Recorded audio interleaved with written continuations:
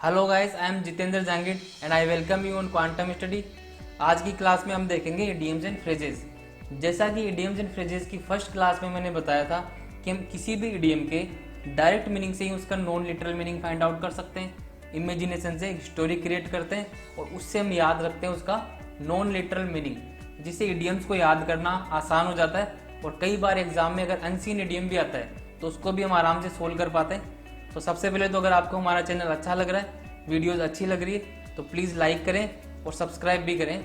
अब देखते हैं अपना first idiom, make both ends meet.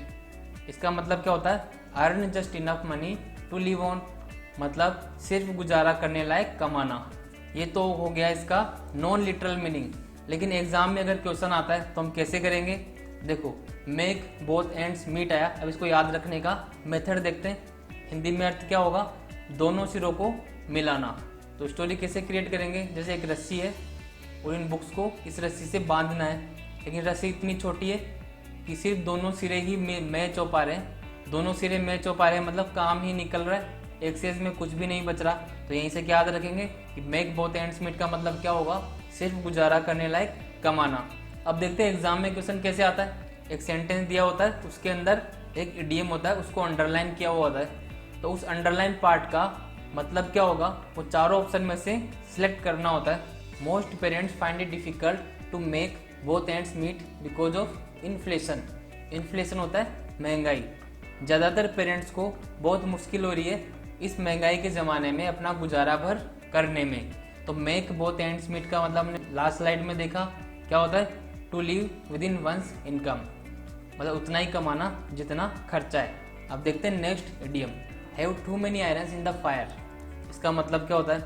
Engaged in too many activities, एक ही समय पर कई कार्यों में व्यस्त होना। ये तो हुआ इसका नॉन लिटरल मीनिंग। अब देखते हैं इसका डायरेक्ट मीनिंग क्या निकल रहा है। Have too many irons in the fire, आग में खूब सारा लोहा होना। अब आग में खूब सारा लोहा मतलब लोहे का काम कौन करता है? लोहार करता है, ब्लैक स्मिथ करता है। तो इसने आग में खूब सारा लोहा डाल दिया और एक पे वो काम कर रहा है पहले से ही। ब्लैक स्मिथ क्या करता है? लोहे को पीट पीट कर उसके कुछ औजार बनाता है। तो एक तो इस यहाँ पे काम चल रहा है और खूब सारा लोहा पहले ही आग में पड़ा हुआ है, मतलब एक ही समय पर इसके पास बहुत सारा काम है। तो यहीं से क्या याद रखेंगे? Have too many irons in the fire का मतलब engaged in too many activities. Question किस तरीके से आएगा? He has too many irons in the fire, sentence में दिया होगा तो अंडरलाइन पार्ट का मतलब बताना है। तो अंडरलाइन पार्ट का मतलब क्या होगा? लास्ट स्लाइड में हमने देखा is engaged in too many task at the same time. Sentence का मतलब भी देख लेते हैं। He has too many irons in the fire, उसके पास बहुत सारा काम है। इसका ये मतलब नहीं होगा कि उसके पास आग में खूब सारा लोहा पड़ा हुआ है। क्यों? क्योंकि इडियम का क्या होता है? नॉन लिटरल मीनिंग, ना कि डायरेक्ट मीनिंग। तो इसका मतलब क्या होगा? उसके पास एक ही समय पर बहुत सारा काम है। अब देखते हैं next idiom, draw the long bow. Draw the long bow का नॉन लिटरल मीनिंग तो होता है to exaggerate in telling something, मतलब किसी बात को बढ़ा चढ़ाकर बताना। लेकिन हम क्या करेंगे? यहीं से याद रखने की कोशिश करेंगे, कनेक्ट करते हैं दोनों मीनिंग्स को। तो ड्रो द लॉन्ग बो का डायरेक्ट मीनिंग देखते हैं। ड्रो मतलब ड्रॉ करना। क्या ड्रॉ करना? लॉन्ग बो। बो का मतलब होता है धनुष, लंबा धनुष ड्रॉ करना। अब स्टोरी क्रिएट करते हैं। जैसे किसी बच्चे ने कहीं पे देखा इतना छोटा सा धनुष, आपने पूछा कितना बड़ा धनुष देखा, तो उसने बताया तो कुछ नहीं, लेकिन इतना बड़ा धनुष ड्रॉ कर दिया। मतलब उसने छोटे धनुष को बड़ा बताकर ही ड्रॉ कर दिया, मतलब उस बात को उसने बढ़ा चढ़ाकर बताया। तो यहीं से क्या याद रखेंगे कि लंबा धनुष ड्रॉ कर दिया, बात को बढ़ा चढ़ाकर बताया। तो इसका नॉन लिटरल मीनिंग क्या होगा? To exaggerate in telling something, किसी बात को बढ़ा चढ़ाकर बताना। अब देखते हैं इसका question, in calling him the best politician of India his followers draw the long bow. Underline part का मतलब बताना है। तो क्या होगा? To make an exaggerated statement. In calling him the best politician of India his followers draw the long bow. उसको India का best politician बताने में उसके फॉलोअर्स उस बात को एग्जेजरेट करके बताते हैं। मतलब पॉलिटिशियन तो चाहे इतना बड़ा नहीं है, लेकिन फॉलोअर्स क्या करते हैं? एग्जेजरेट करते हैं, बात को बढ़ा चढ़ाकर बताते हैं। नेक्स्ट इडियम हुआ एंड इन स्मोक। मतलब क्या होगा? कम टू नथिंग, कुछ परिणाम न निकलना। ये तो उसका हुआ नॉन लिटरल मीनिंग। लेकिन हम क्या करते हैं? यहीं से एक इमेजिनेशन से स्टोरी क्रिएट करके ये वाला मीनिंग याद करने की कोशिश करते हैं। तो एंड इन स्मोक को कैसे याद रखेंगे? जैसे आप लाए इतने सारे पटाखे, उनमें से एक भी नहीं फूटा, सारे के सारे धुएं में तब्दील हो गए। मतलब एंड इन स्मोक मतलब धुएं में तब्दील हो जाना, सब धुएं में तब्दील हो गए, मतलब कुछ परिणाम नहीं निकला, सारा का सारा एफर्ट बेकार ही चला गया। तो यहीं से एंड इन स्मोक का क्या मतलब हुआ, कम टू नथिंग। अब देखते हैं इसका question. All his schemes to murder the king ended in smoke. राजा का मर्डर करने की उसकी की सारी स्कीम्स फेल हो गई या उनका कोई परिणाम नहीं निकला।